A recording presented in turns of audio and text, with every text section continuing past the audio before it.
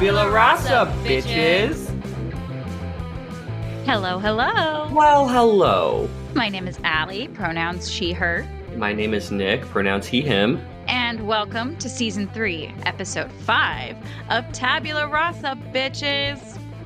Son of a bitch, Nicholas. Son of a bitch, Nicholas. Can you please keep that in? That's fantastic. I didn't edit that part. Welcome to Season 3, Episode 6. Seven. God damn it. That was you, not me. It said 7 there.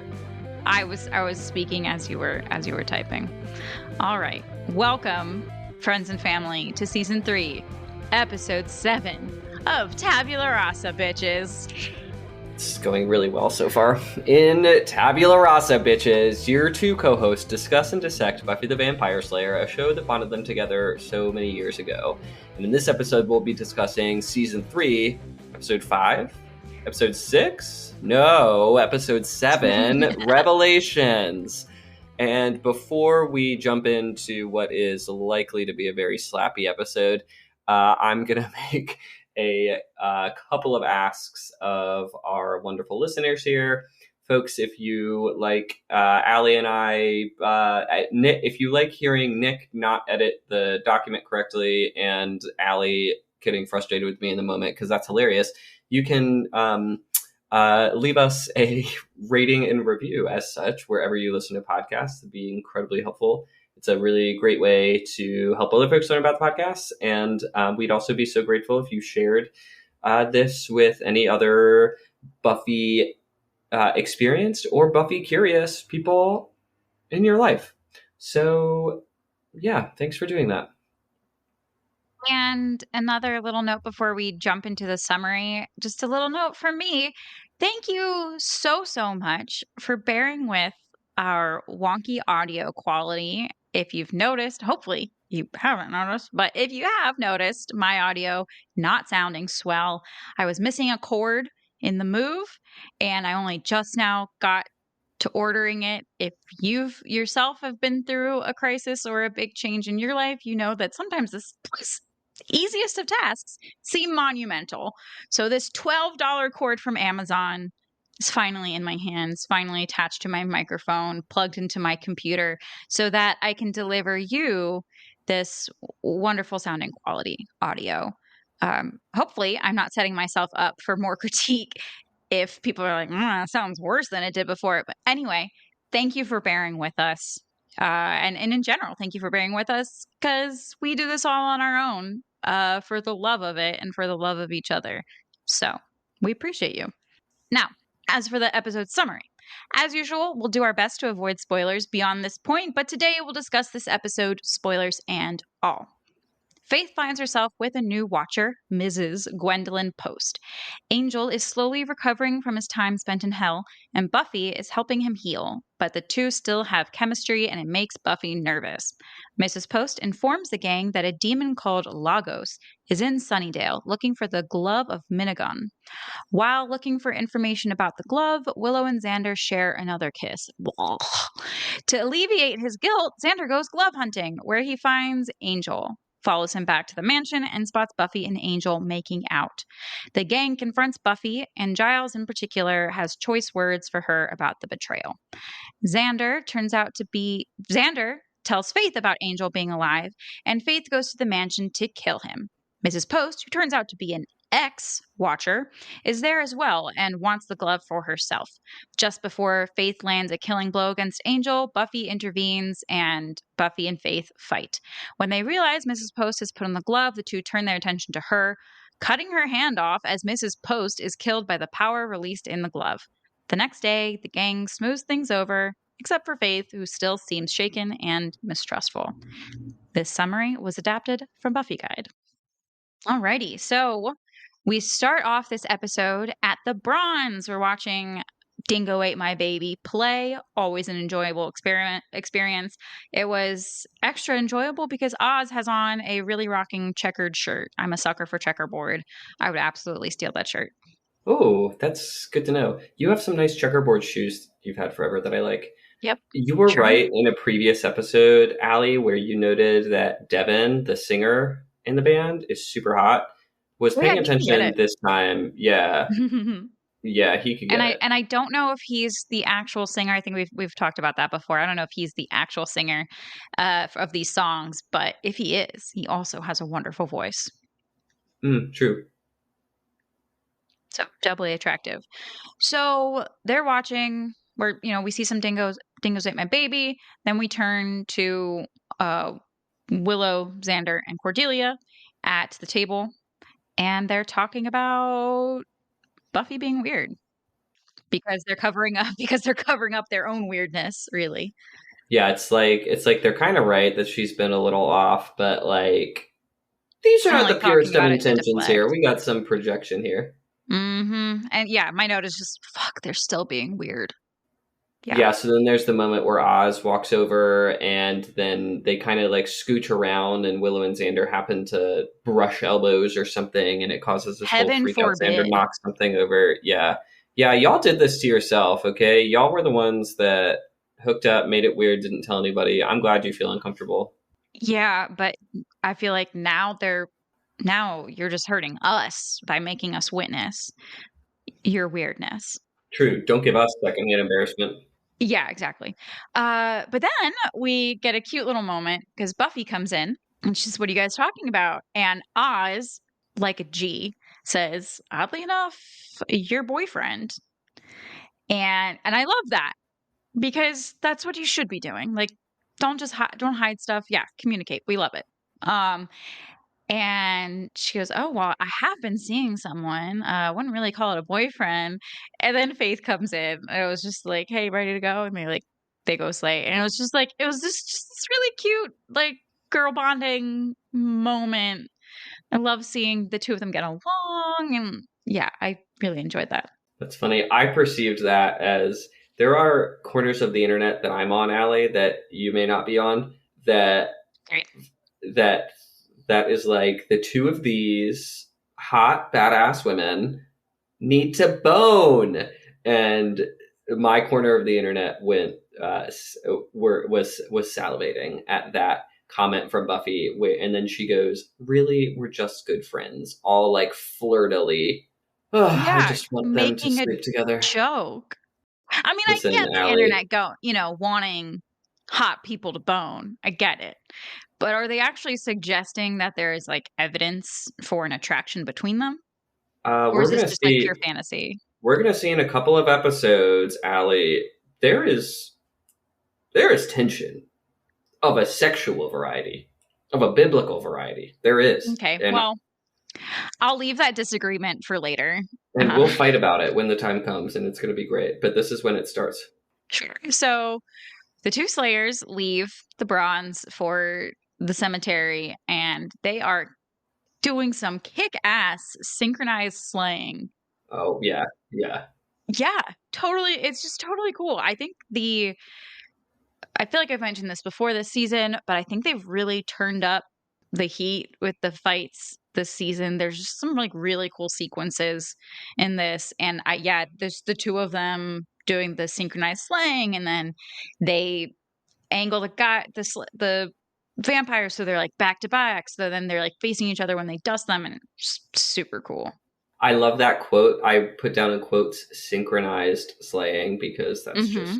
fantastic. Funnily enough, Allie, anytime we're together, it's just a big old bout of synchronized slaying as well, albeit a different Mm, kind of slaying. so true. I So like how true. even in Synchronized the fight slay. sequence, you can kind of see their two fighting styles. Like Faith is a lot more aggressive and forward, and Buffy Totally. is a lot more like technical and precise. But then they both, you know, kill him at the same time. Yeah, absolutely. Totally agree. And then after they slay, uh Giles has a comment about, like good job or whatever. And then we hear somebody enter and said, "Actually, I think that was rather sloppy." And it's this British lady who has entered. And we find out that it is Mrs. Gwendolyn Post, which brings up all kinds of questions. Like, really, a married watcher? Fascinating. Could Mm-hmm. definitely delve deeper. Later events of this episode reveal that even if she were married, she is likely no longer actually married. Mm-hmm.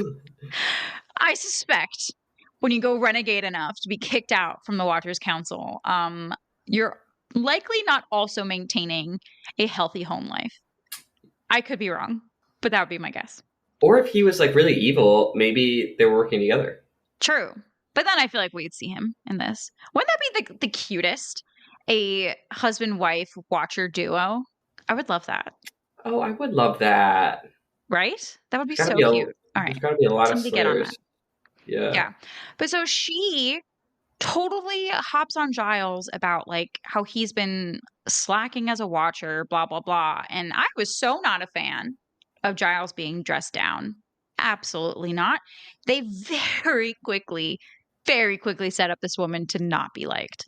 Yeah. They're on it right away. Are we post intro credits in the library? Because I have notes here. That was the end of my notes on the graveyard. So yes, then intro, and then now we are afterwards in the library. Oh, got it. Well, I ask because that's where more dressing down of Giles happens. When she insults the library, girl, oh yeah, maybe take that several note was for the library. okay? You're right. Yeah, check yourself before you wreck yourself, okay? Gwendolyn? Yeah. Sorry, Mrs. Post. Also, poor Giles was too flustered in the moment to remember to say that he has extra stuff that he keeps at home that's not at a public school library. Yeah, true. Just saying. Buffy gets in a quote here. Says, academic probation's not so funny today, huh, Giles?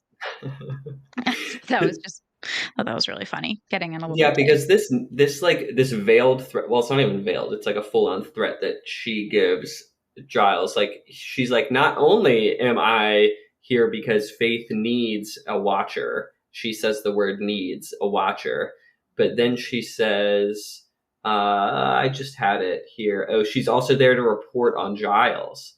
And it's like, do not. Yeah, those fools over the ocean need to leave our Giles alone. Still have not met and have not heard anything from. Yeah. The only other thing we've heard about is the Watchers Retreat, which Giles was also not invited to. And I'm not even sure if that was actually happening because Faith's watcher wasn't really there because her watcher was dead. Anyway, so yeah, fuck the Watchers Council in so many ways. But yeah, again, they do such a great job of making us hate this woman immediately because obviously we all have very strong affectionate feelings towards Giles. So to have someone come in and immediately start cutting him down, cutting his practice down, and we all know he would much rather have Buffy be the studious, like, soldier type slayer to his watcher. But he knows that's not who his slayer is. And even more so that that's not Buffy, that is super duper not Faith. He could try, but that would probably only push her further away. Yeah. Come walk a mile in Giles' shoes, y'all. Bet you'll question his methods a whole lot less. And then at some point, Charles says something about we'll do some research to find out something. And Gwendolyn says, we cannot ask for miracles. And Giles just turns away, and on his face is just this look of, this bitch. We do learn something interesting in this scene. So Gwendolyn talks about how there's a demon coming to Sunnydale. He seeks this glove, and like, how many cemeteries are there in town? Because that's where it is. And we learn that there are apparently 12 cemeteries within the city limits. Yep. That's a lot, first of all. Seems like a lot. Which is a lot, because we know that Sunnydale is not large. So you can run from the high school to the zoo in 15 minutes? Yeah. And later on in this episode, we see some, Shenanigans. You would think everything's like a block away from each other. Yeah. So then, but okay, 12 cemeteries, helpful. Yeah, 12 cemeteries, good to know. And she's like, okay, I guess we'll go one by one. And she ends up leaving, and Buffy says, interesting lady, can we kill her? How many times have we said that about somebody, Allie? Oh God, no. Probably too Immediately many. after meeting them. Being like, "Oh, you don't need to be here." Do you have any more notes on this scene? Nope. Okay, so uh, we leave the library and we are now at the mansion. Buffy and Angel are doing some Tai Chi. I've never tried Tai Chi myself. I suspect it is harder than it looks because it looks pretty slow and relaxing, but I bet it's actually harder than it looks. Also harder than it looks, or n- Yeah, exactly as hard as it girl. looks, is Yeah. being that close to a shirtless Angel and not just like b- being all over each other. Oh, I thought you were going to say something else. Yeah, I'll save the graphic for the fan sites because you know it's out there. But there's this moment where he even comes behind her, almost doing that guy thing of like, "Oh, let me show you how to like shoot a pool or whatever." Um, and then she's like wrapped up in his arms, and I that is some self control. I mean, obviously later this episode they lose their self control, but like in that moment, you're like, "Wow, I don't know how you disengage from that situation without having him lose his soul again." I'll just say too.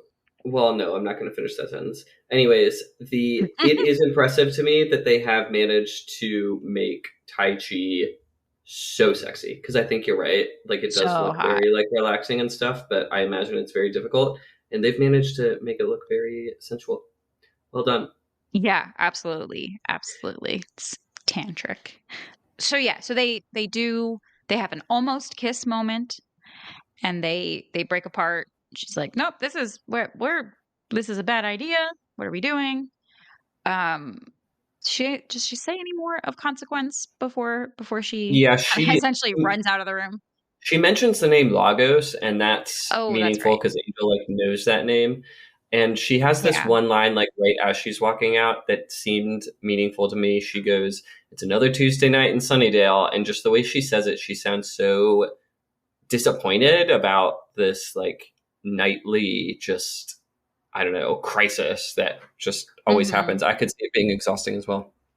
Oh, totally, totally. And just never getting any rest because the one thing she wants is like the one thing she can't have. And now she's got this bitch up in her business trying to shake up everything. That's like, you know what? We've already got a system. The system isn't great, but it's working. And now this British bitch coming in and saying, oh, basically auditing the Scoobies. Yeah, that all sucks. And yes, yeah, he definitely had. He didn't say too much about Lagos, but definitely had a visible recognition of the name. So, just as I was writing, I don't know, my note is I don't know how you get that close without being all over each other. They're playing with fire.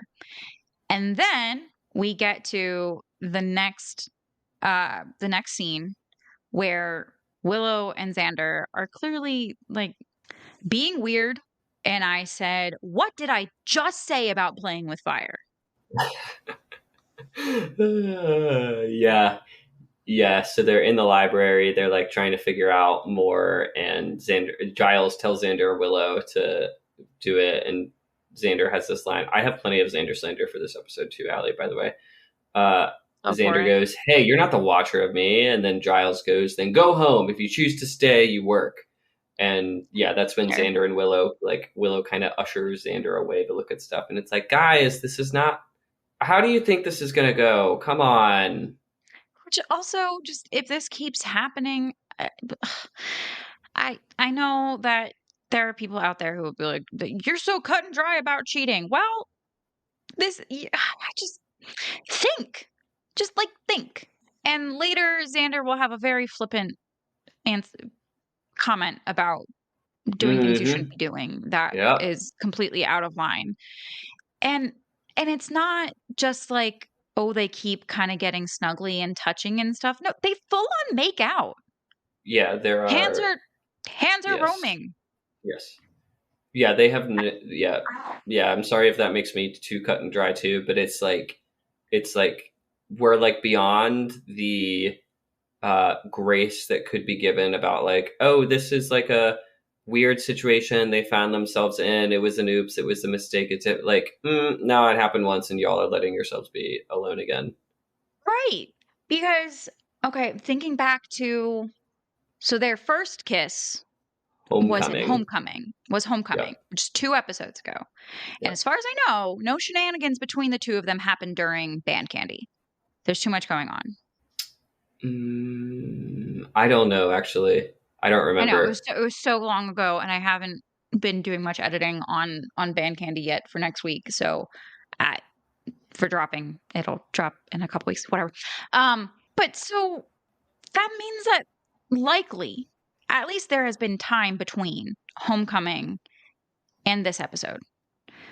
So, is this the second kiss, or do we think this has now become a pattern? Ooh. Be- you know? I believe better in Willow.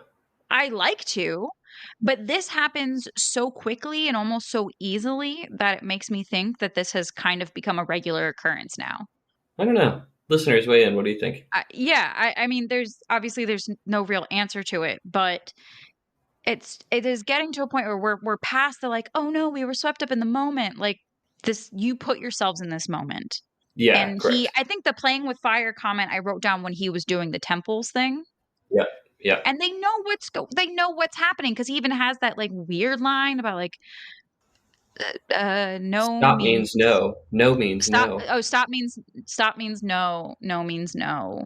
So I'm stopping. And even he even lingers with that. It's not just like a pull away. He even like lingers And his like hands like goes down to the small of her back too. I saw that, Xander. You're a piece of right. shit. Yeah. So it's this like acknowledgement that this is what we both want. And it's like, okay, well then break up with your people.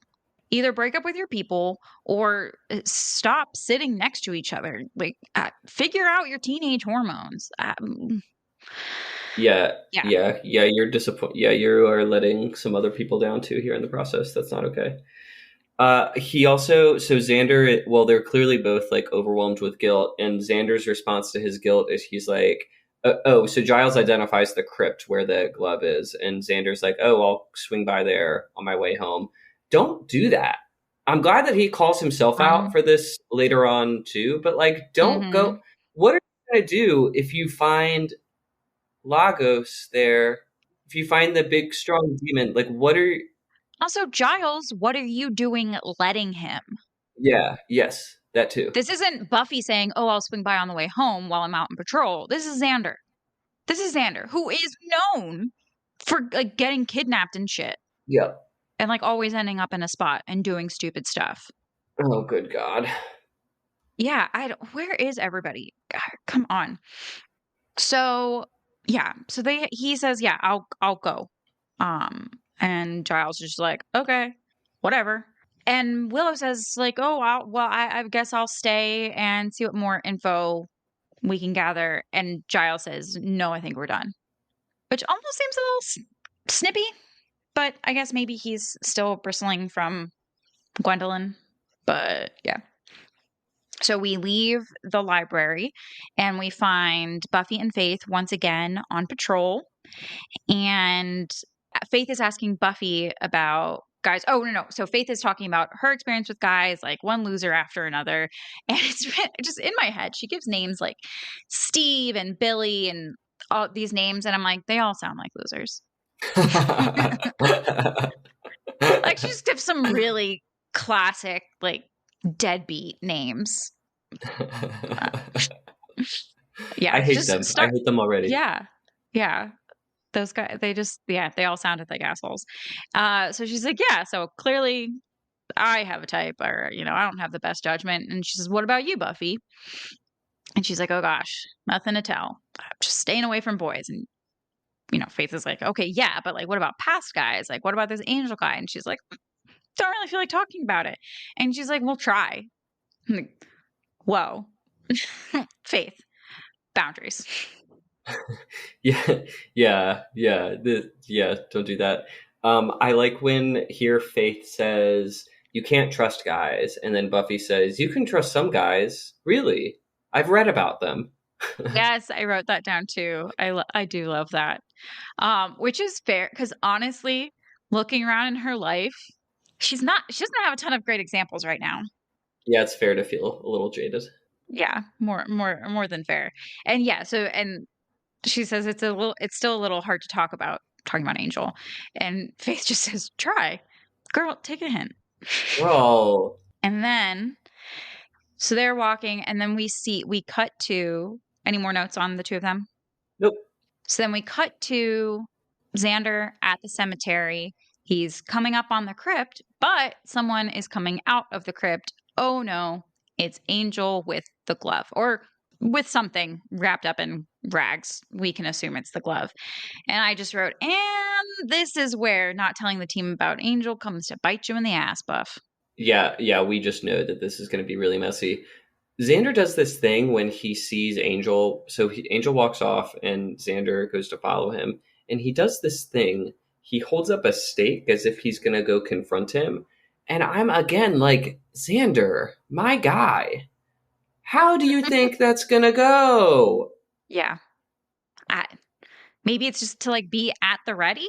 I don't know. Yeah, weird. Yeah, so he follows Angel from the cemetery back to the mansion where he sees Buffy and Angel full on making out. That's why I had to when I was editing your summary and you say in the summary it said sharing a kiss. I was like, lol, they That's were not quite what that making was. out. That was That's not funny. what that was. That was a make out. Just putting the correct picture in the listeners' heads. Yeah, they were full on making out. Jealous. Uh, and unsurprisingly, Xander's not psyched about this. Yeah, this was the worst time for him to walk in. Worst time for him to walk in. Worst person to see this. Yeah. Yeah, this is a nightmare Yeah, scenario. nightmare scenario. But playing with fire, you're gonna get burned. True. And I know just last episode, I was like, well, I can kind of see why Buffy isn't telling people, and I can see where leading up to this, I shouldn't feel like she could tell people or didn't know how to tell people. But we all knew it would come to bite her in the ass. So Buffy and Angel end up breaking apart. Another like, oh my God, what are we doing? This is a bad idea. We shouldn't do this. Yeah, it's.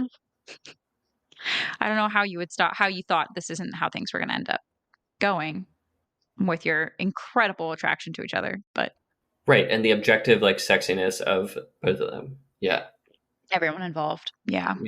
Yeah. We could have called this. Like I could have put that. I could A have mile comfortably away. put money on that. Like As soon as his naked body dropped from the ceiling.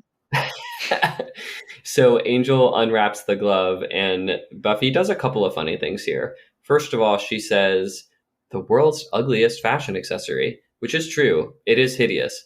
And then she acts like she's about to go put it on, and Angel stops Or her she's from about to doing touch that. it. Or she's about to touch it. I don't know if she was going to put it on. Okay, fair enough. Fair enough. Yeah, we don't know that she was That's going to go put it splitting on. hairs. Sorry. But don't.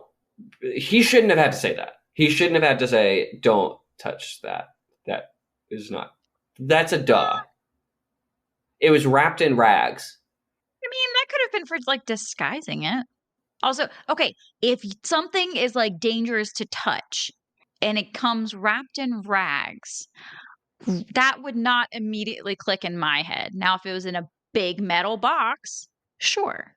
Old ass rags? Yeah, I really think this is like keeping it safe. Okay, well, thank God that this is not real because you would make a damn fool of yourself real quick, Allie. Probably. Very glad. Yeah. So he tells her about the glove. It's dangerous. She says she's going to tell people, she's going to let Giles know, but she tells him to keep it safe there at the mansion. Keep it safe with you. Which I think makes sense. Better not to travel with it. The fewer people who see her walking around with a big lump of rags, probably for the better. Yeah, I'd say it is safe with Angel, given that, well, in theory, Buffy's the only one that knows he's there. Yeah, exactly. So we are the next day at the library. Nope, we're at Giles' house. Oh, okay. Yes. So now we're at Giles' house. Gwendolyn Post is there with him. They're talking. Um, and she continues to just be a straight up bitch.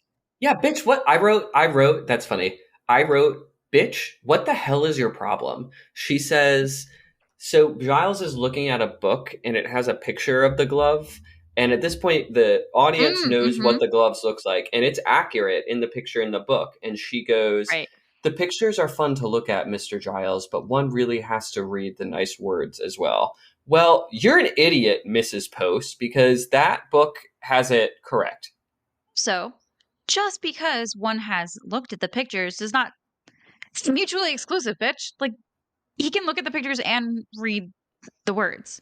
Correct. Yeah, it is unnecessarily condescending and unfounded. And unfounded, yeah. He goes to serve her some tea, and she kind of has this like look of disgust on her face for a hot second. She takes out the tea bag and puts in her own like stupid little Yes, yes, I tea did notice concoction. that. I hate you, woman. What a bitch. Yeah. And then the only other note I have in this scene is that so just as Mrs. Post is like questioning Giles' methods about Buffy, and he's like, "Buffy's fine, I got Oh, it, yeah. thank you." Xander barges in and is like, "We have a problem. It's Buffy." Yep. Some some classic Buffy turnarounds.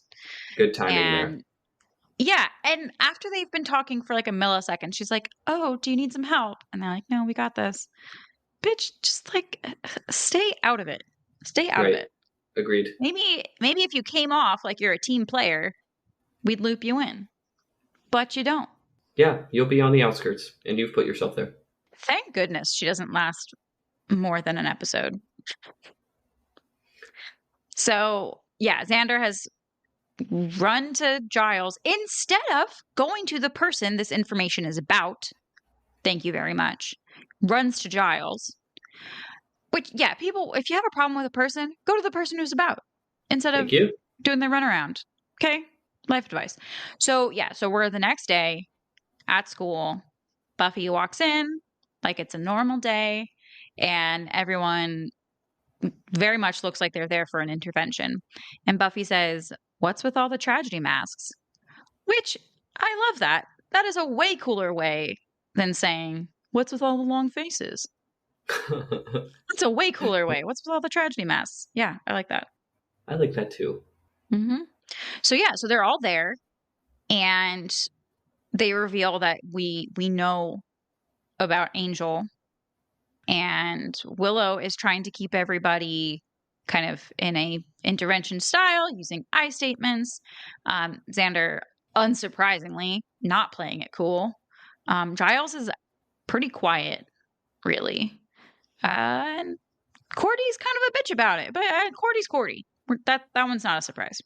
Yeah, they're all kind of their characters. Like, I feel like Xander will have these moments where he's clearly a very good friend, and then other moments where he's just like so I say like everybody's their character, and I'd say like Xander's character is the one that changes a fair amount, but here he is like at his worst in my Mm-hmm. opinion, just like they go back and forth, and Buffy kind of calls him out about it like being about jealousy, which I don't know is I don't know that it's I think there's like truth to what she's saying when she's like, "Oh, so you hating that I lied about Angel, really that's just about the lying. That's not about being jealous. About this is all about nobility, Mm-hmm. huh?" And like Mm-hmm. I think she's like probably kind of right there, but like not the right time to raise that argument because you did just get caught in a pretty Mm-hmm. massive lie here, Buffy, and they're reasonable to Yeah. be mad about it. Giles puts it very well, he says. And to his credit, Giles has been very even-tempered, very calm in what he's saying. And he says, "You must have known it was wrong, or you wouldn't have hidden it from all of us." Mm-hmm. Mm-hmm. And it's like, okay, yeah, that's pretty spot on. Um, Although, as we've mentioned before, they also have not been the greatest friends, have not been very understanding about the things that Buffy has gone through. So it, I think it's fair that she even if there was no making out, even if she really was just like making sure he's okay. Uh, I can see where she was like, they're never going to understand. But Yeah, yeah, I guess they would never understand because, like, as Xander brings up, he's a killer. And yeah, and she says there's an accident, didn't mean for this to happen. And he says, what? You just tripped and fell on his lips? Xander says that. And it's like, you have no right. yeah. Hot How meat kettle. dare you? Yeah, How yeah. This is dare where you? my Xander slander for the episode kind of starts.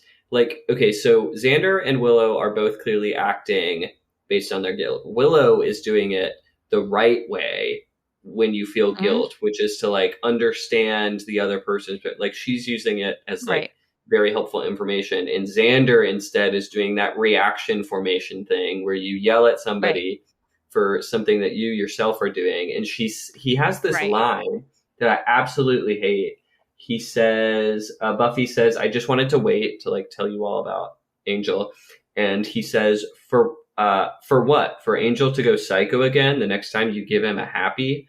Fuck you, man. Yeah, that was really uncalled for in front of There's just like everybody. slut shaming wrapped up in Xander's critiques too that I just don't have Hmm. time for.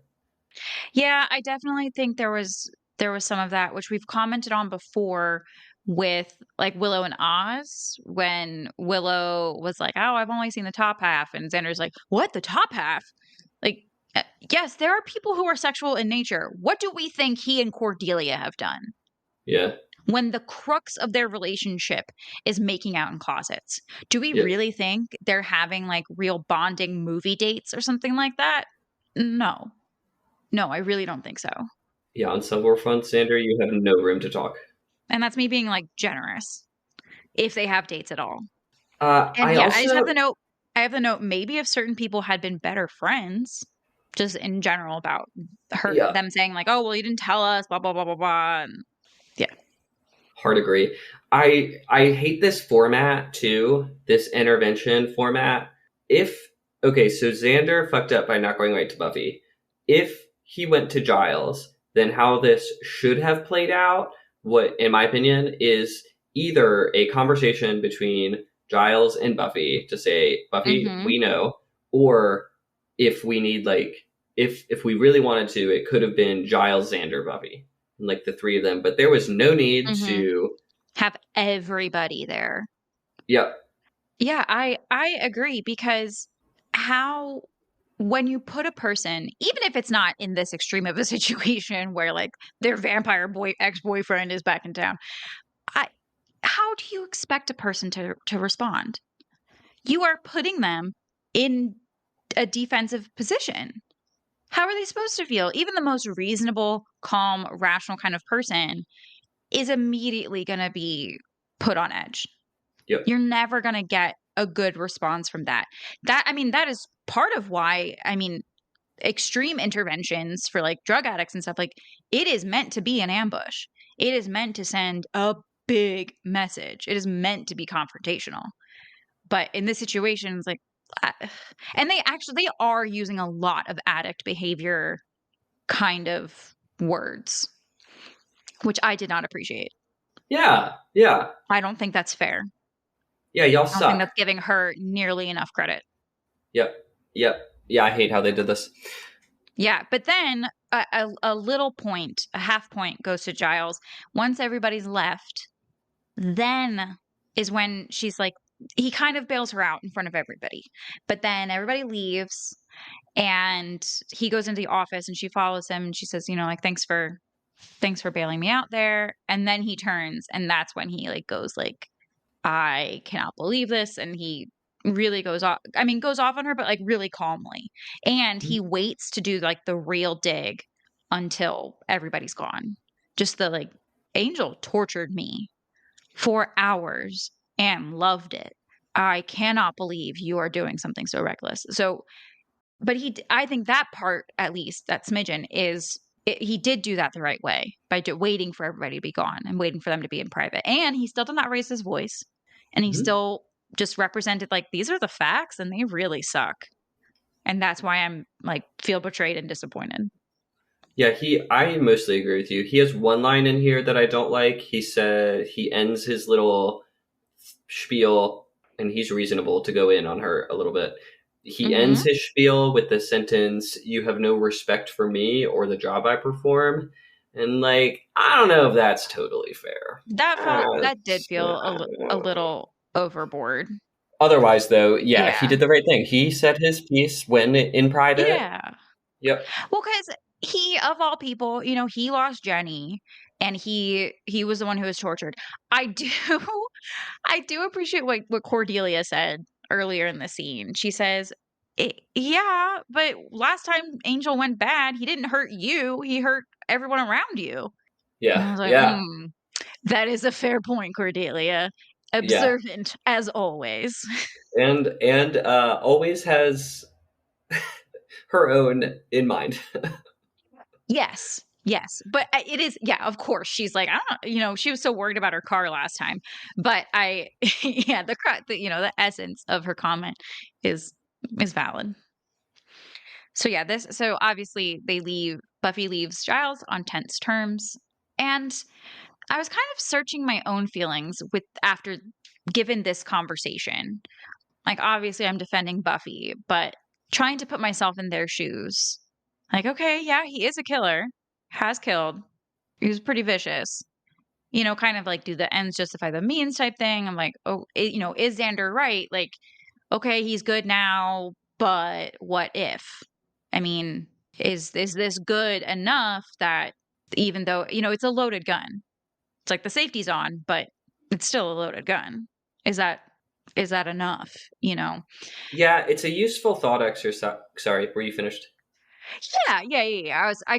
I was gonna just like go in circles of just like I still find myself on Buffy's side, even though I don't know if this was like a debate club debate. I don't know if I could actually back it up with sound reasoning. Yeah, I just, particularly when it comes to Xander, he's not. You can be making the right arguments, but if the ideology under the argument isn't sound, then I'm skeptical about the argument overall. So I think that even though he's like making some valid points, I'm like, homie, you always hated him and hate on Buffy for a really long time and gets jealous anytime there's another guy. Like, But ah, even just the Giles part of it, you know, and even Willow says like, I think when it comes to Angel, you don't think straight. And I was like, that's kind of fair. Can't really refute that. I don't know that. Does she not think straight? She knows it's a terrible idea. She's trying to manage herself. She doesn't have resources to talk to because they've let her down all season so far. I don't Hmm. know. I think she does. Yeah. I mean, I think where they're coming from is just by being in a relationship with a vampire. She's not showing good judgment. I think that's kind of where they're starting at. Even though they eventually got to like, yeah, but like Angel's different. It's still like not the best of choices. They're also, I don't think that they've separated in their arguments that Angel is different from Angelus. They're raising this as if it's Angelus there, but that's Well, not. I think they're all talking about it as the potential for things to go bad again. She's And saying they said you're harboring a vicious killer. It's like that's not yeah, exactly accurate. yeah. I mean, Xander does phrase it like until you decide to give him another happy, which is like again a really crass way of phrasing it. But I think the essence of that argument of like, yeah, sure, he's good right now, but again, the loaded gun thing. I Yeah, enough accidents happen in the home statistically. I don't believe in having guns in the home. You know, yeah. Uh, it's a tough call. yeah, I think you're right. If it was in debate club, I don't know how to do it. I don't know how right. exactly I would argue it. In this scenario, I am with you where I'm like on Oh Team Buffy. my heart is on Team Buffy and Angel always. Yeah, Again, but yeah, like on paper, I don't think I could justify it succinctly or enough to win in court or anything like that. So we're leaving the library. You ready to leave the library? Yep. Okay, so we leave the library and we find Faith in her motel room. Gwendolyn comes in. Uh, well, Gwendolyn knocks, and Faith answers the door, weapon in hand. And Gwendolyn kind of reasonably says, like, the vampires don't knock, and it's daytime. And Faith's like, yeah, good point. I'm not sure she was just thinking about vampires. She lives in a shady area, in a shady room, and has been through some really shady situations. I think she has lots of things to defend against, not just vampires. But so Gwendolyn comes in, and at first, I actually do really like this speech that she gives to Faith. She I do says, too. I know you don't want me here. I know that you're not going to like me. You don't have to like me. I'm here so that you don't die. And she says, but I want you to know that like I am on your side. I'm here to train you and stuff. And so she says all these really great things about like, yeah, I'm going to be really hard on you and you're probably not going to like me, but it's going to save your life. And I was totally with her until she turns it into a passive aggressive stab at the Scoobies. And Yeah, and she's she like, knows what no, she's but doing there. oh, 100%. Yeah. Absolutely intentional. And that's how you know that she doesn't really have any good intentions. So, because, yeah, she very quickly turns into like, oh, but they're having those secret meetings, even if we're not invited. Like, I guess they know what they're doing. And of course, Faith's like, what? What are they doing? She's like, oh, I don't know. They were just like all having a meeting. Like, and just like, I don't entirely blame Faith. Faith has been through a lot. And as she has said herself, like, she just doesn't trust anybody. And so she's susceptible to exactly this kind of manipulation because she's already waiting for everybody to stab her in the back. So she's suspicious of everybody. And so Gwendolyn shows her this minute of kindness of like, I have your back. And she just like takes that and runs with it. And like, she's like, oh, this must be right. Immediately is like, go time, rearing for a fight. Yeah, that's exactly what happens. Good summary. And while during this scene, I had the thought, so this lady pops in to your lives and no one runs a check on her.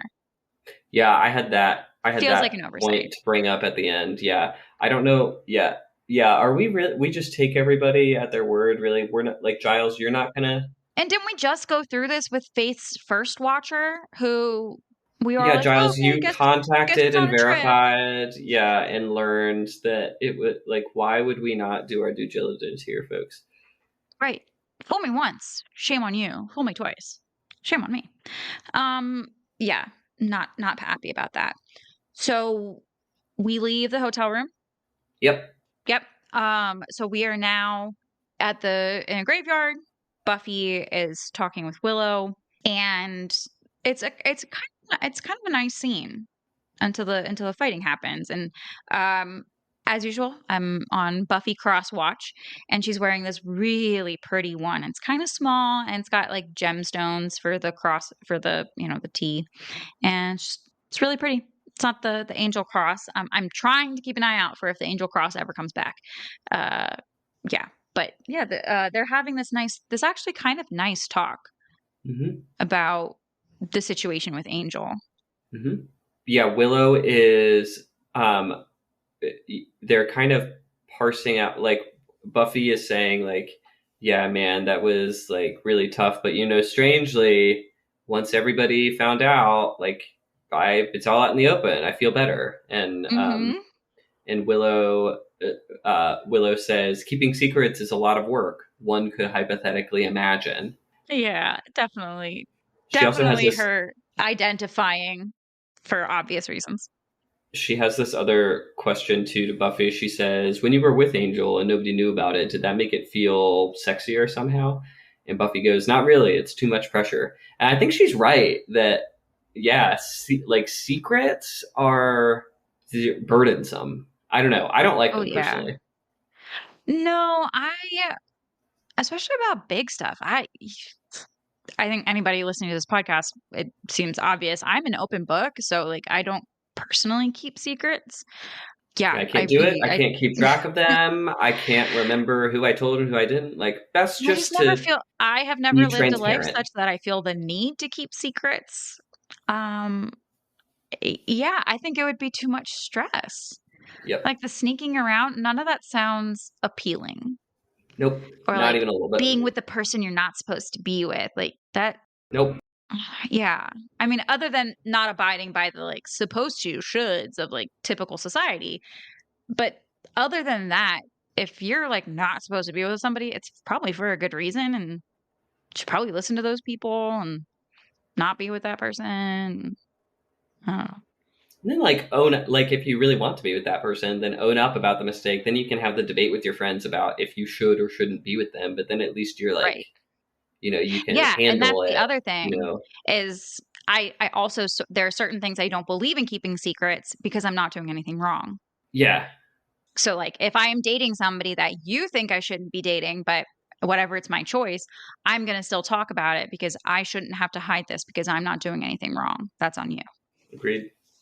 Yeah. So then Willow is like, okay, well, I have something to tell you. And she starts talking, and then the demon I comes up know we're behind so Buffy. close. We're so close and there's a demon behind you. And this demon is huge. This He's is huge. He's intimidating. tough. He doesn't really seem intent on killing. Earlier, he fought Faith, too, and just kind of like Mhm. tossed her aside and walked away. So that Yes, was I meant to interesting to write a me. note about that. He just walks off and leaves her alive. That is a rare occurrence for demons. But also, Faith couldn't kill him, and Buffy did. So I'm just saying that Buffy got the job done. Yep. And actually doesn't take that long to get him Yeah. down. Yeah, she slices his head off with his own axe. Yeah, power move. So cool. So cool. And it's like very disappointing because Willow almost told, and then And then she bails. then she bails. Yeah, she Gives a says She instead says the she secret is opened I opened my, yeah. her SAT packet 5 minutes early. It's a long time. 5 minutes early is really early. Yeah, there's no way that Proctor would have let that happen. No, definitely not. We skipped over one scene, and the scene that we're about to get to references it, but it's this scene where Xander is in the bronze and he's like angrily shooting pool, and Faith comes up and is like, I know you Yes. guys were talking about me. And then Xander spills beans about Angel. And I'm going to just continue again with my Xander slander here. Xander, if she wasn't at the library, then this is Scooby information right now. You have ulterior motives for telling her about this. You know exactly what she's going to do. You are a bad person. Well, also with the whole group, as far as like who's a Scooby, I think theoretically Faith should be considered a Scooby at this point. Like she's a Slayer. She gets an automatic pass into the club. Agreed. She wasn't at the confrontation though. That was like that information to Correct. me Yeah. stayed with that group. Mm-hmm. Yeah. And she comes in hot, which goes back to the whole like she's just so ready to believe what Gwendolyn says and just really jumps on. And that's my next note. Just like big red flag the way Faith just jumps on what Gwendolyn said. Just like already jumps to conclusions and she knows just a slice of the story of the Buffy and Angel saga. And already she's like, oh, so you guys were talking about the glove, huh? And he's like, nope, we were talking about Angel. And she's like, oh yeah, that vampire, let's kill him. And Xander's Yeah. like, and Xander's just like, can I watch? Yeah. I give Faith more grace in there because like Yeah. she doesn't know the full situation. Like she hears vampire, but I do think that like part of Faith being so game to go kill, like Faith is trying to get back in the club. She feels like out of the club. Mm. They know this conversation. I think that she is like there's part of her that I think she hates vampires and it's very black and white, so she's going to go kill the vampire that now has the really powerful artifact. But I think there's Mm-hmm. also a point where she sees that Xander very much wants to kill Angel too, and she's doing this at least partially to get like she sees this as her way back in or something. And you're right too that like she's been. I mean, it hasn't been a smooth journey for Faith with the Scoobies, but she certainly knows them a hell of a lot better, more than Mrs. Post, who she's just Mm-hmm. ready to put her flag alongside. Jumps And I don't right know if I on would do it. that. Yeah. Yeah. And so we leave the bronze because they're like, yeah, let's go do this. And they go to the library, I guess, to saddle up. Oh yeah. Because he walks in, he's like, yep, Sunnydale High School library, complete with books, references, and weapons. Again, fuck you, Xander, for sharing that. And fucking well, no, Faith would already know where those are, wouldn't she? Weren't they training and stuff? I don't know. He told her as if Yeah, there's a he scene was. where like Buffy's bringing some extra kind of like sauce, and Faith is like, wow, yeah, Oh, oh yeah, you're right. Okay, never yeah, mind. so Keep they've going. been training, so she's probably already seen the cage and seen the weapons. But also, fuck you, Giles, for leaving that unlocked. Good point. Not even a combo code bike lock. Because Yeah, I good get point. you don't want to have to run to Giles for the key every time you need a weapon and it's an emergency, but like it could be a code lock. Yeah, Yeah, there should be some kind of impediment. Feels dangerous. High school full of kids, feels and just like irresponsible. Yeah, yeah, very irresponsible, Giles. Um, yeah, and then they see Giles on the floor, and she immediately jumps on. Look what Angel did, and at least Xander has enough sense, enough yep. pause to be like, this doesn't really seem like his MO. There's no bite marks, like maybe not. And she's like, do you really want to wait around to find out? And she's just like so hot headed, just so already like she's already decided it was Angel. She's gonna kill him. She's already just like on it. Yeah, yeah, and I agree. Completely illogical conclusion to jump to. Yeah. Mm-hmm. Yeah. And is that when Willow comes in? We get like a hot second where we see Angel casting the spell to destroy the glove, but then yeah, Buffy and Willow both walk in. EMS is there taking Giles out. Yeah. So Faith has left. And yeah, Buffy and Willow get there after their patrol, and EMS is taking Giles out, and he says, and as he's being taken out, Giles says, "You have to destroy the glove." Um, and at this point, Faith is already off. Xander says she has like a 10-minute lead. That feels strange. I feel like they would have passed each other if it had only been 10 minutes, but whatever. Travel times in Sunnydale are wishy-washy. Can I say one more before we Yeah, move yeah, on? yeah, I have more Xander Slender. yeah. Okay, We go don't. for it. You can. You feel free to finish your point. I just didn't want to move to the next scene without. Oh, yeah, yeah, yeah. No, I'm not done. So they say that he says that she's gone off to fight Angel, and Willow's like, okay, well, we'll stay here and look up stuff about destroying the glove. You go try to stop Faith, and and they say something about like we'll let you know if we learn anything. And I'm like, there's no mention at this point of her having a cell. Mm, How are they gonna let her know? yeah, kind of a half baked plan there. Yeah, it's just weird. Like we haven't addressed her having a beeper since the first season. So how were they just gonna like run over to the mansion to communicate anything that they learned? Cell phones. Just like, I know we all get on social media and like it's toxic and blah blah blah blah blah, but like they are so useful in a pinch. Ah, They are indeed. okay. Mine just Xander lit up Slander, because I go got for a it. text message. Yeah, so Buffy and Willow walk in, and Buffy sees Giles there and says, "What happened?" And Xander goes, "Your boyfriend's not as cured as you thought," which is not what he knows. That's not true. And then, like later on in this exchange, Buffy goes, "Okay, so you just assume that Angel did this?" And Xander goes, "I Mm-hmm. didn't. Faith did." Okay, so then your comment about your boyfriend's not as cured as you thought, like And why did it you say just that? it just seems like he wants Buffy to hurt. It Yeah. seems like he's like, and I think he's a shithead, and I want him out of the gang. At this moment, I'm kind of with you. He hasn't Okay, cool. been bringing value. He's been snarky and jumps to conclusions, and his girlfriend is doing no better. He reinforces Faith's worst tendencies. Yep. Yep. And I get I get that Faith is a tough one, and he probably couldn't have stopped her if he tried. He could have tried a little harder. Yeah. And yeah, like you said, if he himself is just like, well, that's what Faith thinks, then why'd you say that in the first place? Yep. Then you were only saying that out of spite. Yep. Fuck you. Fuck you, man. Yeah. So we're at the mansion.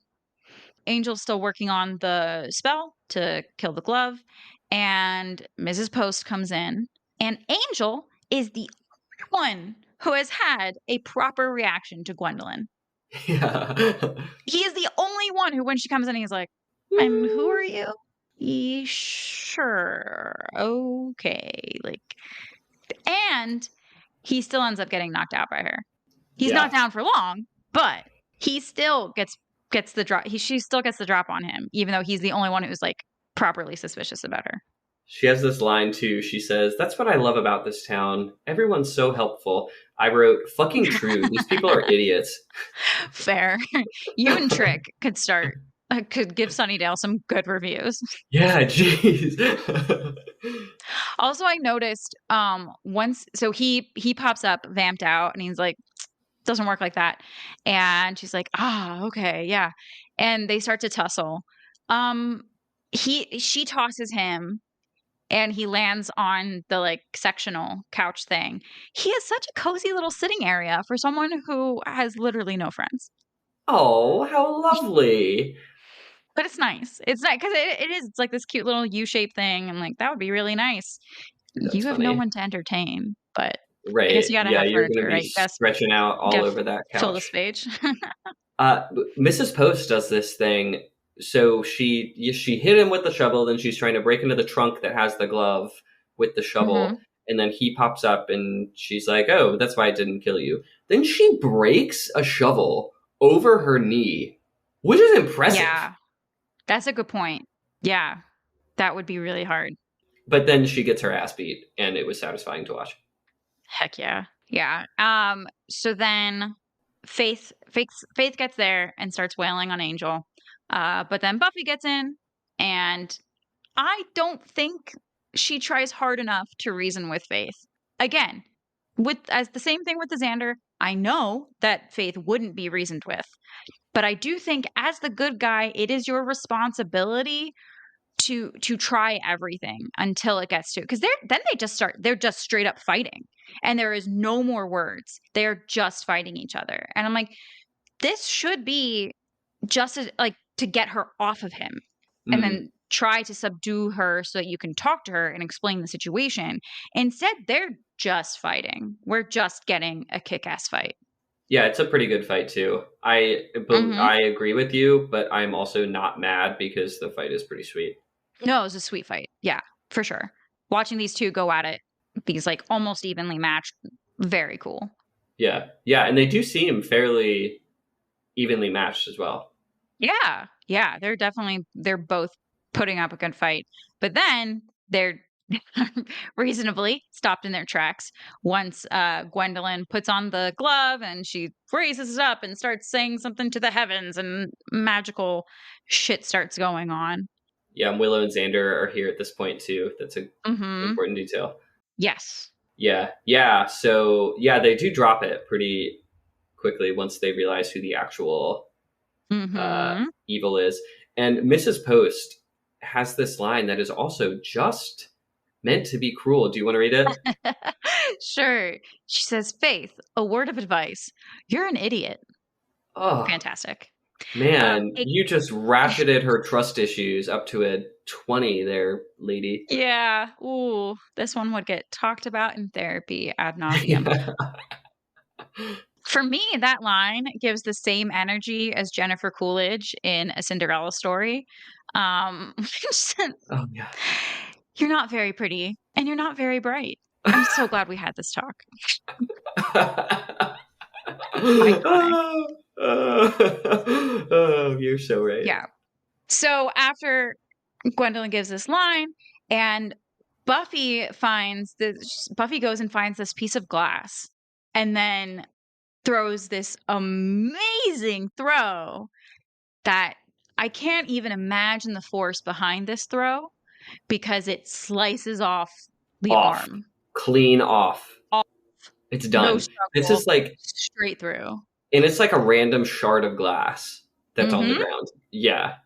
So the force that would have had to go through that. The Crazy. aim, the angle, Buffy, Mhm. you're amazing.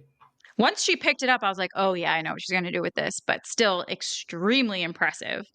And then once the arm is off, she gets smote, whatever, by the power of the glove, and she just disappears. It's That's a really awesome. freaking cool death. Mm-hmm. The shrieking and the burning kind of from inside out. I think it's a cool sequence. Yeah, definitely. And then we get this slow walkout by everyone assembled. Everyone kind of, you can feel in the room there's the collective yikes. Yeah, how awkward does that have to be? Mm-hmm. Oh. And Angel seeing everyone for the first time. Yep. Hey, Faith, nice to meet you. Yeah. Ooh, this was a great introduction. Yeah, there are definitely times that I'm glad that movies don't show absolutely everything. Yeah. Because you just know, like, obviously, they at some point had to all stay there while the glove was destroyed. Then they all had to disperse. It's like, hey, can somebody drive me home, please? Right. Like, but like, are they all going to walk home? Do they Yeah. walk in the same direction? Does everyone know that do Xander and Willow know that Faith is walking home to the motel? Yeah. Because Gwendolyn and Buffy know where she lives. Hmm. And like, does Buffy give Angel a kiss goodnight?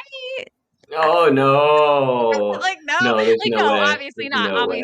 but is there like that tension, like she wants to but she doesn't because everybody's there, like, so glad we don't have to see that. Yikes. Yeah, the next scene is where it needs to start. Yeah, agreed. Yeah. I don't need to see anything before I don't need to see anything before that. Right. So the next scene, we're at school the next day. We're in that common area with the couches that face each other. It's it's Willow and Oz, Xander and Cordelia. And Oz says, "Sounds like we missed a lot of fun." And Xander says, "Then we're telling it wrong." And it's like, okay, Yeah. That was funny. Yeah. that was funny. All right. Damn it. It's okay. A broken clock is is right twice a day. Yep. So Buffy comes in and it's kind of like tense, obviously. And Buffy says to Xander, "So are we cool?" And Xander is like, I mean, I still don't like it, but I support He your has choices. I have the quote. He says, you can read it. He says, "Yeah, just seeing the two of you kissing after everything that happened, I leaned towards Postal, but I trust you." Okay, so Xander, Obviously you don't. You mispronounced "I'm sorry." That did not appear anywhere in that, and an apology is definitely owed. And as usual, no acceptance of responsibility. Nope. Because he's the one that set up those triggers of events.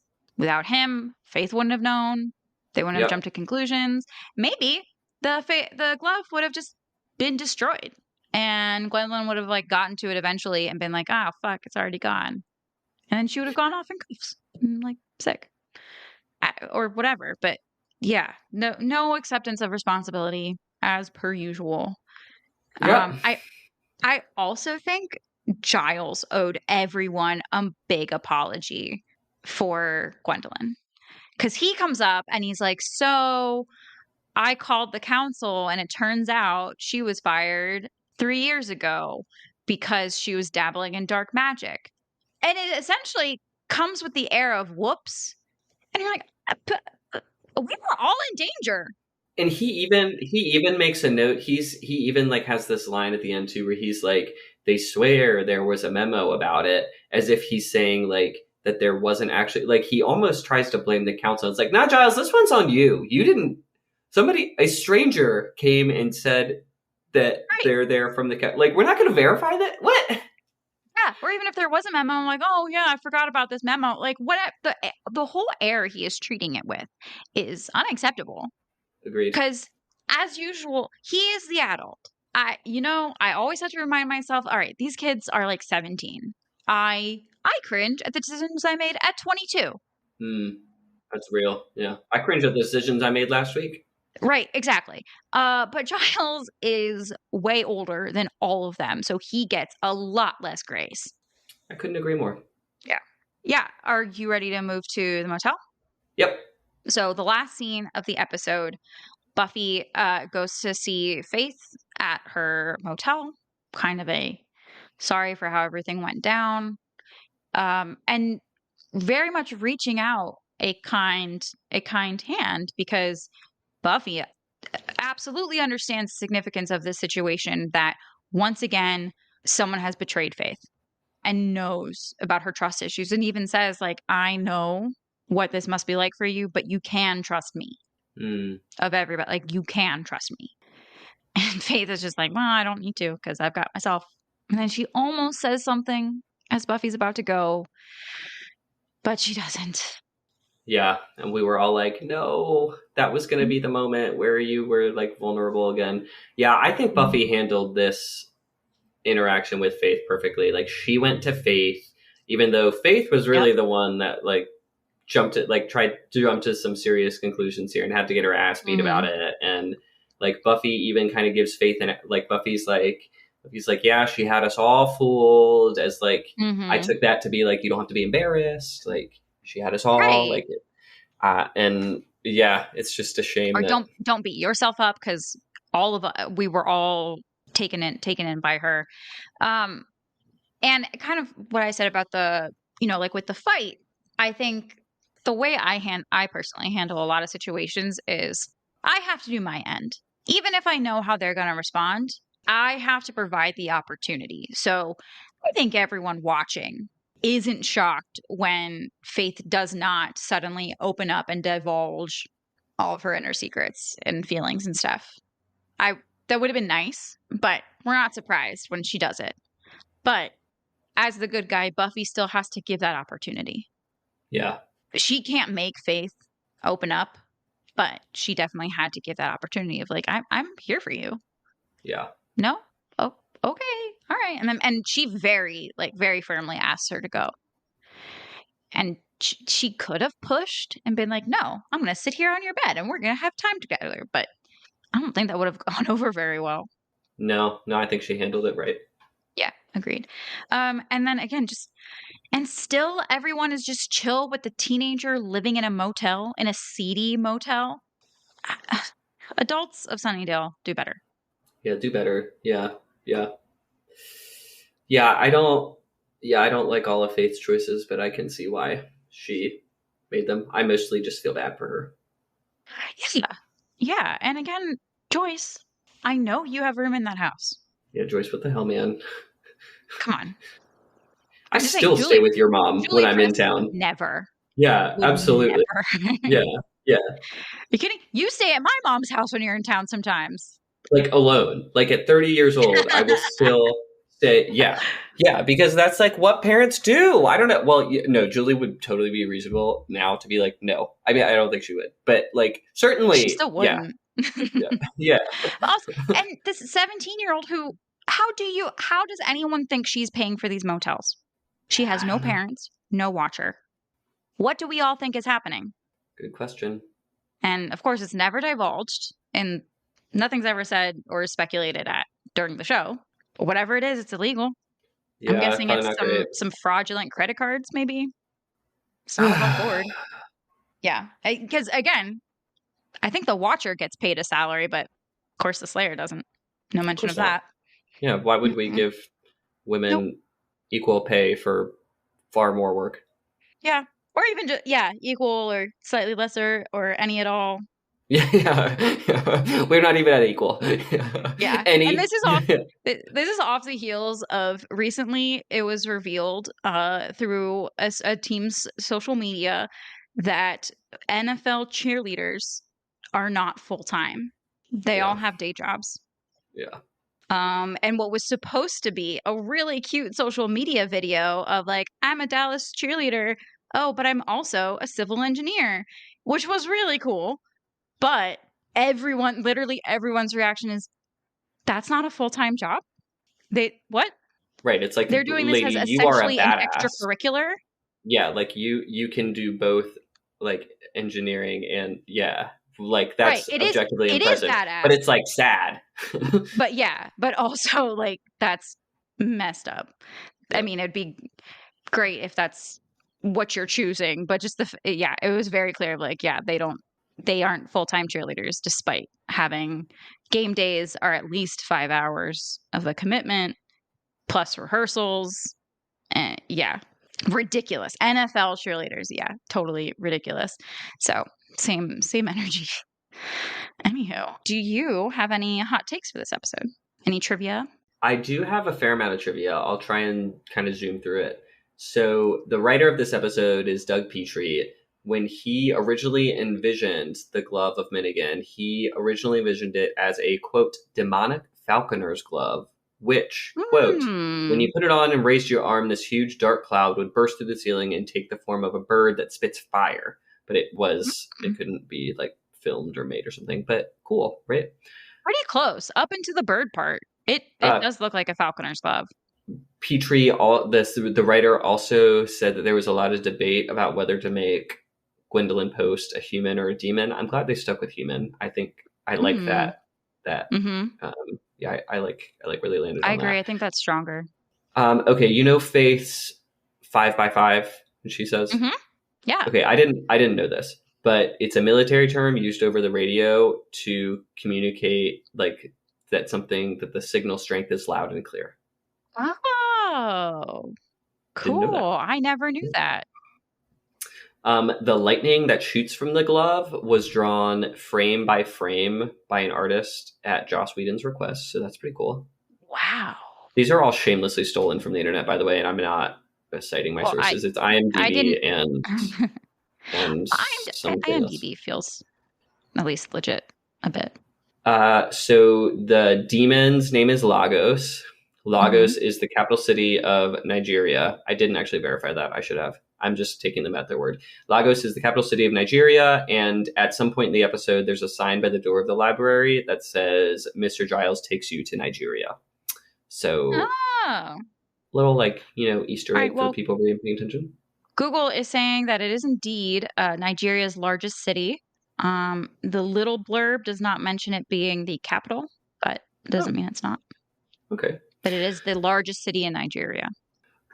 Giles finds an illustration of the glove in a book called Tobin's Spirit Guide. That book is going to come up in a later episode in season 6. And B, Tobin's Spirit Guide has the same title as a book from the movie Ghostbusters. Oh, cool. I like that. That's fun. And then the last one Does that mean that these are in the same universe? Oh. That's interesting to think about. We could make a crossover out of that. I feel confident. This is like a Scooby-Doo style crossover. Yeah, why not? This is just like a continuity silly little trivia, but this is the last one. So the glove is shown as being left-handed, but Gwendolyn puts it on her right hand. Just maybe not the most unbelievable part of a magic glove that shoots electricity, but good for the record. I feel like that might also be an angle thing. Those fingers were all pretty pointy. So maybe someone thought from an angle it looked like it was left-handed, but it was actually right-handed. Could be. I didn't go back and verify. Yeah. Someone can correct me. Let me know. Cool. Okay, I have a quick hot take, but okay, go for it. Do you want to do yours first, if you have any? I don't have any. This is something that I had to learn about in therapy, so I thought that I would just share what took me years to learn with anybody who might benefit from it. And that is the difference between privacy and secrecy. I think that like secrets for the most part are like probably just corrosive. They're like not very good. Like privacy to me, having a very clear sense of like, this is for me. This is just for me. I'm going to keep it to myself because I don't feel the need to share it with anybody. I shouldn't have to share it with anybody. Like, this is like that to me. But then when I start to feel like I'm like hiding things, that to me is getting into like secrecy. And I haven't found that tends to go well. And I think that we're seeing that play out in this episode, both with Buffy and Angel and Xander and Willow. Yeah, I can see that. I think that is a really good distinction. I think about that, like if it was a normal boyfriend that Buffy had, that could be considered privacy. But because of who it is and the history with the group, it is a secret. Yeah, and she's clearly like tortured about it. Like she doesn't feel like if I'm keeping something private, then I'm okay with keeping it private. I don't need to like I don't feel guilt about it. It's for you. So keeping it private ideally is making you feel better for whatever reason. Yeah, but when she's like, oh, I can't, like when she's like, well, I can't tell them about, or like, I don't know. I might say that about something that I'm just keeping private. I don't know.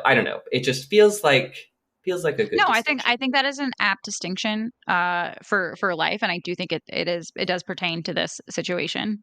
Well, good. And especially, and I also think like secrets are what can affect other people. Oh, good point. Privacy is stuff that involves you. Yeah, privacy is like, maybe other people would be curious, but like it's not anything that changes or impacts their lives. Yeah, you're right. That's a really good point. Yeah. So like with Willow and Xander, them kissing each other definitely affects their significant others. It is not just about them. Now, if they were both single and they kissed and chose to not tell anybody, that would be privacy. Yep. Yeah. Agreed. To bring this into pop culture, I think a lot of the Swifties involved with observing Taylor Swift's relationships and comparing her current boyfriend Travis Kelce relationship with her ex Joe Alwyn, I think we are all kind of starting to see maybe it was a lot, given her new album, the Tortured Poets Society Department definitely seems like it's going to be a lot of tea about her ex, and definitely does not seem positive. Like, oh my God, he did all these sweet things that I just didn't tell you about. Tea. Yeah. No, it does not seem positive. Seems like we're going to learn a lot. And I think we're all starting to see that what we all thought and what she kind of told us was privacy. Maybe it was a little more like secrecy. That maybe it wasn't what she really wanted for herself, but what she was doing because it's what her significant other wanted. And I think we're starting to see some of that distinction with how happy she clearly is now, and with her just like constantly hiding her face and running away from being in public and all of that. There you go, pop culture. I'm going to start. I told you last episode we recorded, 2024. I'm a Swiftie, and now it's everybody's problem. Well, I've enjoyed learning alongside you. I feel like I'm not allowed. I like her music. I feel like I'm not allowed to put on the title Swiftie because I'm not like that. I could not. I would. I see the connection. I would not have made it myself. We do not gatekeep here. Okay, fair enough. You are a Swiftie. If in your heart you're a Swiftie. Oh, you. If you look at all of these titles and images, and in your heart, in your head, you're screaming, "What did he do? We thought this was mostly amicable. What did you do?" Then you're a Swiftie. Hey, I can't wait to find out. I'm on the edge of my seat till April. All right. Well, with that diversion from the main topic, I think that about does it for this episode. So thank you all for joining us for today's episode, and we hope you'll join us next time when we'll discuss Season 3, Episode 8, Lover's Walk. If you're just too excited to wait until the next episode to chat, please send us an email at tabularasabpod@gmail.com. That is tabularasabpod@gmail.com. You can also say hello to us on Instagram or TikTok at tabularasabpod. Allie, where can people find you on social media? Gang, you can find me on Instagram at daughterpick, DAUGHTERPICK, or on the TikTok at Future Black cat. And if you wish to learn more about me, my personal journey, you can go read my blog posts at buymeacoffee.com/Allie-Press. That's ALLIE, press like press a button. And you can join membership or just read, share it with your friends, or if you just want to send some monies my way, you can go to Venmo, Allie-Press. And all of those social media handles are going to be in the description. Allie, thank you for being you. I hope that you make some proud choices. Thank you for being a friend. I love you and everyone out there. Till next time, make proud choices. Bye-bye. Bye. Tabula Rasa Bitches is hosted by Allie-Press and Nick Mercer, with music by Inflaton Cult, artwork by Charlotte Fleming Design, and consultation by Evo Terra.